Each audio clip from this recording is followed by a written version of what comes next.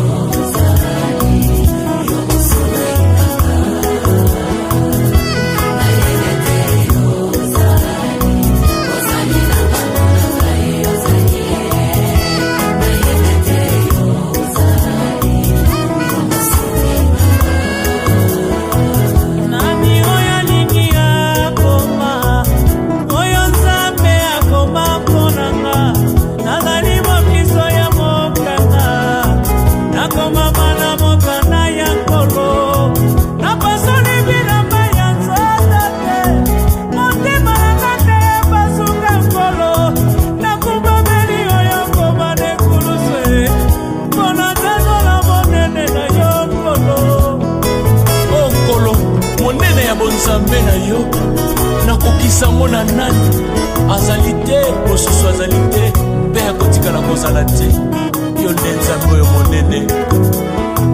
Nani oyo alingi akoma oyo Nzambe akoma mponanga nazali mokristo ya mokanda nakoma mana mokanda ya nkolo napasoli bilamba ya nzoto te motema nanga te basuka nkolo nakumameli oyo koma nekulise mpona tanzola monene na yo nkolo.